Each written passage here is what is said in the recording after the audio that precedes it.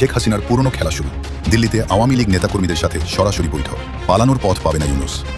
২৪-এর গণঅভ্যুত্থানে ক্ষমতাচ্যুত দল আওয়ামী লীগের অংশগ্রহণ ছাড়াই চলছে ত্রয়োদশ জাতীয় নির্বাচনের প্রস্তুতি। আওয়ামী লীগ নেতাদের বৈঠক এটাই প্রমাণ করে যে আওয়ামী লীগ সংগঠিত হচ্ছে দেশে বিদেশে, এবং বাংলাদেশে যত প্রতিকূল করা হচ্ছে তার পরিস্থিতি, সে ততই বেশি বাংলাদেশের বাইরে সংগঠিত হয়ে উঠছে। সহিংসতা নিয়ে বেড়েছে উদ্বেগ উৎকণ্ঠা। মাঠে বিএনপি জামায়াত দ্বন্দ্বে সুযোগ নিতে পারে আওয়ামী লীগ। এ সময় শনিবার ভোরে বেলুচিস্তান সহ পাকিস্তানের একাধিক পুলিশ স্টেশন, আধাসামরিক বাহিনীর স্থাপনা, কারাগার লক্ষ্য করে বন্দুক ও গ্রেনেড হামলা চালায়। সঠিক পথে পরিচালিত করতে বিএনপির বিকল্প নেই। সিরাজগঞ্জের জনসভায় তারেক রহমান টাঙ্গাইলেও ধানের শীষের পক্ষে চাইলেন ভোট। সংসদ নির্বাচনের মাধ্যমে নির্বাচিত সরকারের হাতে ক্ষমতা দিয়ে আর কদিন পরেই বিদায় নেবে ডক্টর মোহাম্মদ ইউনূসের নেতৃত্বাধীন অন্তর্বর্তী সরকার। পলাতক ও গুপ্তরা মুদ্রার এপিঠ ওপিঠ নির্বাচন নিয়ে ষড়যন্ত্র রুখে দেওয়ার আহ্বান তারেক রহমানের। গণতন্ত্র ফেরাতে জুলাইয়ের মতো ভোট কেন্দ্রে আসার আহ্বান। যাবে আওয়ামী লীগের ভোট। ধানের শীষ, দাড়িপাল্লা, শাপলাকলি, লাঙ্গল নাকি স্বতন্ত্র?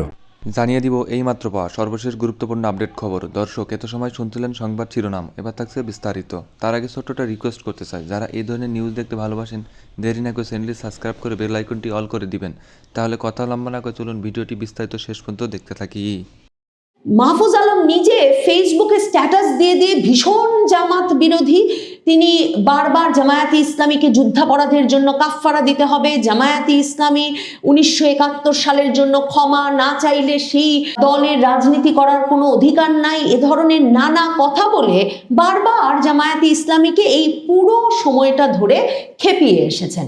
সেই মাহফুজ আলমের ভাই তিনি কিন্তু আবার লক্ষ্মীপুর আসন থেকেই নির্বাচন করছেন শাপলাকলি নিয়ে, এনসিপির প্রার্থী হিসেবে, জামায়াতের সমর্থিত প্রার্থী হিসেবে।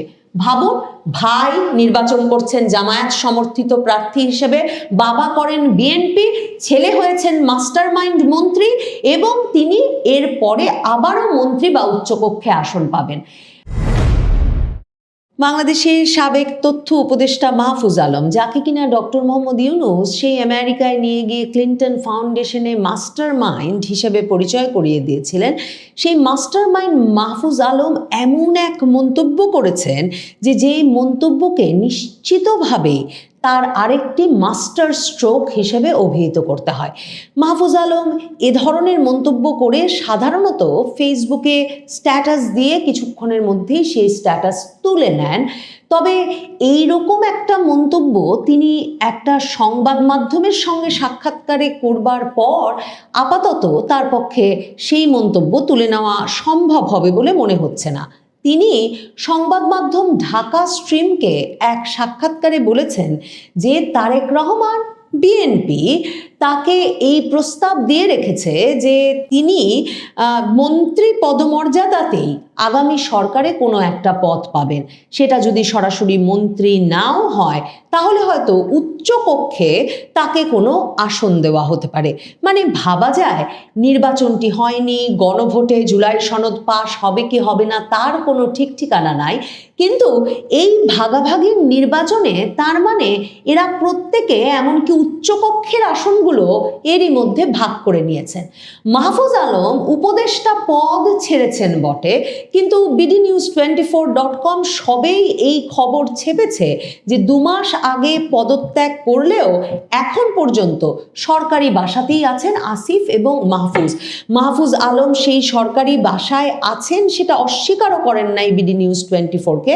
তিনি বরং বলেছেন যে উত্তরায়ণ 3 নামের যে ডুপ্লেক্স বাংলোতে হেয়ার রোডে বাস করছেন মাহফুজ আলম বলেছেন তিনি সেটা নির্বাচনের আগে ছেড়ে দেবেন। ভাবেন, নির্বাচনের এখন আর 2 সপ্তাহও বাকি নাই, কিন্তু মাহফুজ আলম এখনো জায়গা খুঁজে পান নাই যে তিনি কোথায় যাবেন। কারণ ধারণা করি এই সাক্ষাৎকারটির পর যে মাহফুজ আলম এখন অপেক্ষা করবেন মন্ত্রীর বাড়ি থেকেই আবারও মন্ত্রী পদমর্যাদায় চলে যাওয়া যায় কিনা। তার মানে এই যে উচ্চকক্ষের পরিকল্পনাটা ফেঁদেছেন মাহফুজ আলমরা নতুন বন্দোবস্তের নামে, জুলাই সনদের সংস্কার প্রস্তাবের নামে, সেটা এ কারণেই তারা করেছেন যে তাদের মতো যারা কিনা হঠাৎ কোথা থেকে এসে একেবারে ক্ষমতার কেন্দ্রে বসে এখন নিরাপদে আর কোথাও যাওয়ার জায়গা পাচ্ছেন না দেশের মধ্যে, তাদেরকে আসলে মন্ত্রী পদ ছাড়া বা মন্ত্রী পাড়া ছাড়া আর নিরাপত্তা দেওয়া যাবে কোথায়।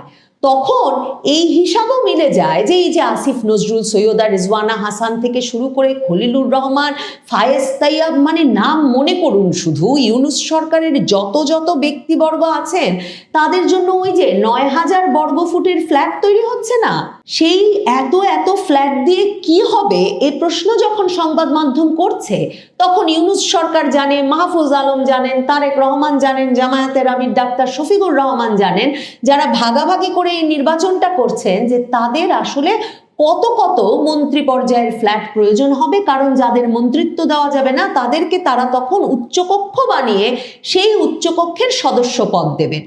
মাহফুজ আলম লক্ষ্মীপুর ১ আসন থেকে বিএনপির মনোনয়নে নির্বাচন করবেন, এটা কিন্তু একটা জল্পনা বরাবর ছিল, কারণ মাহফুজ আলমের বাবা তিনি সেই ইউনিয়ন বিএনপির নেতা, এই ২০২৫-এও তিনি ইউনিয়ন বিএনপির সাধারণ সম্পাদক নির্বাচিত হয়েছেন এই উপদেষ্টা মাহফুজের বাবা। কাজেই কথা ছিল, ধারণা করা হচ্ছিল যে মাহফুজ আলম লক্ষ্মীপুরে বিএনপির টিকেটে নির্বাচন করবেন। তো নির্বাচন যতই এগিয়ে আসতে থাকলো, মাহফুজ আলম বলতে থাকলেন যে তার নির্বাচনে তেমন আগ্রহ নাই। ঢাকা স্ট্রিমকে দেওয়া এই সাক্ষাৎকারেও তিনি বলেছেন তার যেহেতু লক্ষ্য ইন্টেলেকচুয়াল, সাংস্কৃতিক, রাজনৈতিক সচেতনতা বৃদ্ধি, তিনি সবসময় ভেবেছেন নির্বাচনে না লড়ে কি করে রাজনীতির সঙ্গে যুক্ত থাকা যায়। অবশ্যই মাহফুজ আলম, আসিফ মাহমুদের মতো কারো যদি হঠাৎ কপাল খুলে যায়, সরাসরি গিয়ে মন্ত্রী হতে পারেন, তাহলে আপনি নির্বাচনে লড়বেন কেন? আপনি এক মন্ত্রী পদ থেকে আপনি আরেক মন্ত্রী পদ বাগিয়ে নেবেন এবং বরাবরের মতো আপনি মন্ত্রীর বাংলোতেই থাকবেন। কাজেই মাহফুজ আলমও বলে বসেন যে নির্বাচনে তার তেমন আগ্রহ নাই। এবং এরপর এখন ঢাকা স্ট্রিমকে তিনি বলছেন যে বিএনপি যেহেতু আগেই লক্ষ্মীপুর ১-এ মনোনয়ন দিয়ে দিয়েছিল, কাজেই তারাও তখন তাকে বোঝায় যে নির্বাচন করার দরকার নাই, বরং নির্বাচনের পরে মন্ত্রীপদ অথবা উচ্চকক্ষে আসন বরাদ্দ থাকবে মাহফুজ আলমের জন্য। মাহফুজ আলম এক বিচিত্র ক্যারেক্টার, মানে বাংলাদেশে কেমন ভাগাভাগির রাজনীতিটা শুরু হয়েছে এটা বোঝবার জন্য মাহফুজ আলমের পরিবারকে বোঝাই যথেষ্ট। মাস্টার মাইন্ড মাহফুজ সরাসরি মন্ত্রী হয়ে গেছেন ৫ই আগস্টের পর, এখনো মন্ত্রী বাড়িতে আছেন। বাবা বিএনপির ইউনিয়ন পর্যায়ের সাধারণ সম্পাদক লক্ষ্মীপুরে আছেন। মাহফুজ আলম নিজে ফেসবুকে স্ট্যাটাস দিয়ে ভীষণ জামাত বিরোধী। তিনি বারবার জামায়াতে ইসলামীকে যুদ্ধাপরাধের জন্য কাফফারা দিতে হবে, জামায়াতে ইসলামী ১৯৭১ সালের জন্য ক্ষমা না চাইলে সেই দলের রাজনীতি করার কোনো অধিকার নাই, এ ধরনের নানা কথা বলে বারবার জামায়াতে ইসলামীকে এই পুরো সময়টা ধরে খেপিয়ে এসেছেন। সেই মাহফুজ আলমের ভাই তিনি কিন্তু আবার লক্ষ্মীপুর আসন থেকেই নির্বাচন করছেন শাপলাকলি নিয়ে, এনসিপির প্রার্থী হিসেবে, জামায়াতের সমর্থিত প্রার্থী হিসেবে।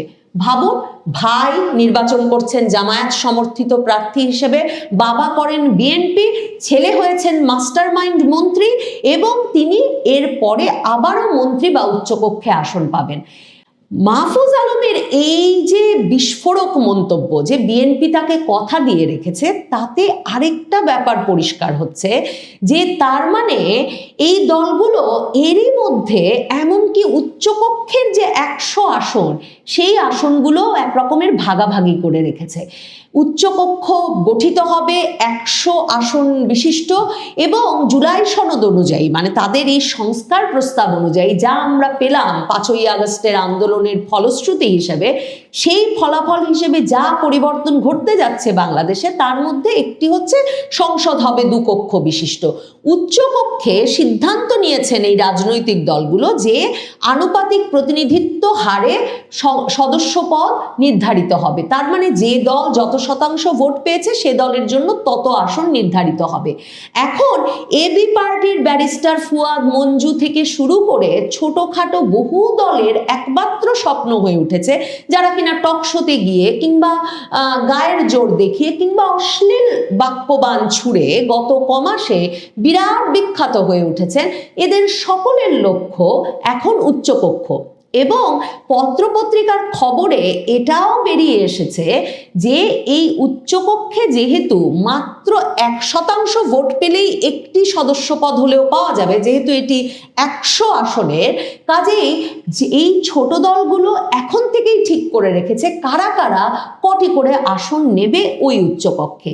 তার মানে এই যে নতুন বন্দোবস্তের এত আলাপ করেছেন মাহফুজ আলমেরা, আসলে তারা নতুন বন্দোবস্তটা করেছেন এই যে এরপর তারা আজীবন মন্ত্রী থাকবেন। তার মানে আসিফ মাহমুদ সজীব ভুঁইয়ার সঙ্গেও কি এমন কোনো কথা দেওয়া নেওয়া হয়ে গেছে? জামায়াতে ইসলামীর তিনি তো আবার এনসিপির নির্বাচন পরিচালনার কমিটির প্রধান হিসেবে দায়িত্ব পালন করছেন, তারও বিএনপি থেকে নির্বাচন করবেন এমন একটা কথা চালু ছিল। তারপর তিনি ঘোষণা দিয়েছিলেন তিনি স্বতন্ত্র প্রার্থী হিসেবে ধানমন্ডি থেকে নির্বাচন করবেন। হঠাৎ করেই এমনকি তিনি নির্বাচনী র্যালিও শুরু করেছিলেন ধানমন্ডির সেই আসনে। হঠাৎ করেই তিনি আবার এসে এনসিপিতে যোগ দিলেন এবং এনসিপির নির্বাচন পরিচালনা কমিটির দায়িত্ব নিলেন, মানে জামায়াতের ছায়াতলে এসে উপস্থিত হলেন। মাহফুজ আলম ভীষণ জামায়াত বিরোধী, আসিফ মাহমুদ সজীব ভুঁইয়া নাহিদেরা জামায়াতের ছায়াতলে, মানে এরা নিজেরাই আবার ভাগাভাগি করে দুই দলের ছায়াতলে আশ্রয় নিয়ে নিজ নিজ পদ ওখানেও নিশ্চিত করেছেন। মাহফুজ আলমের মন্তব্য তাই এই সব কারণ মিলিয়ে বিস্ফোরক মন্তব্য বটে। তার মানে নির্বাচনটা এমনই একটা ভাগাভাগি বোঝাপড়ার নির্বাচন হচ্ছে যে নির্বাচনে কে কোন পদে যাবে, কে মন্ত্রিত্ব পাবেন, কে সংসদে মনোনয়ন পাবেন থেকে কে উচ্চকক্ষের কোন আসন পাবেন সবই ঠিক হয়ে আছে। জামায়াতে ইসলামীর আমির ডাক্তার শফিকুর রহমান বরং সম্ভবত সবচেয়ে স্পষ্ট যে অবস্থানটা সেটা প্রকাশ করেছেন। তিনি রয়টার্সকে সাক্ষাৎকার দিয়ে বলেছেন তারা জাতীয় সরকার গঠনে প্রস্তুত, কারণ তারা মনে করেন সকলে মিলে সরকার গঠন না করলে কোনো সরকার 5 বছরের জন্য স্থিতিশীলতা পাবে না। জামায়াতের আমির তারেক রহমানের সঙ্গে সাক্ষাৎ করে বেরিয়েও এই কথা বলেছেন যে নির্বাচনের পর তিনি তারেক রহমান আবারও বসবেন কিভাবে সরকারটা গঠন করা যায় সে প্রসঙ্গে। কিন্তু বিএনপি যে একটা একক সংখ্যা গরিষ্ঠতায় নির্বাচনে জয়লাভ করে তারেক রহমান প্রধানমন্ত্রী হবেন, বিএনপি সরকার গঠিত হবে এবং বিএনপি ভীষণভাবে জামায়াত বিরোধী এমন একটা অবস্থান নিচ্ছে, সেই অবস্থানের পেছনে সত্যতা কতটুকু আছে সেটা আসলে এখন সবচেয়ে বড় প্রশ্ন হয়ে দেখা দিয়েছে। নাকি পুরোটাই একটা সাজানো গোছানো নকশার নির্বাচন চলছে, যেই নকশায় প্রেসিডেন্ট হবেন ডক্টর মোহাম্মদ ইউনূস, তারেক রহমানকে প্রধানমন্ত্রী বানানো হবে, উপপ্রধানমন্ত্রী হবেন ডাক্তার শফিকুর রহমান, মাহফুজ আলম, আসিফ মাহমুদ সজীব ভুঁইয়া, আসিফ নজরুল, সৈয়দা রেজওয়ানা হাসান সকলের জন্যে পদ, 9000 বর্গফুটের ফ্ল্যাট থেকে শুরু করে মন্ত্রিত্বের সকল সুযোগ সুবিধা চিরকালের মতো নিশ্চিত করা হবে। মানে নতুন যে বন্দোবস্তের কথা মাহফুজ আলমরা এতদিন বলেছেন সেটা আসলে তাদের জন্যে একটা ক্ষমতায় থাকার চিরস্থায়ী বন্দোবস্ত বলেই এখন বোঝা যায়। প্রিয় দেশবাসী, আপনারা যে যেখান থেকে ভিডিওটি শুরু থেকে শেষটা মাত্র দেখছেন, আপনাদের সকলকে জানাই অসংখ্য ধন্যবাদ। যদি ভিডিওটি ভালো লেগে থাকে অবশ্যই সবার কাছে শেয়ার করে দিবেন, তাহলে সবাই সুস্থ থাকবেন, ভালো থাকবেন। অবশ্যই দেখা হবে পরবর্তী কোনো নিউজে। আসসালামু আলাইকুম।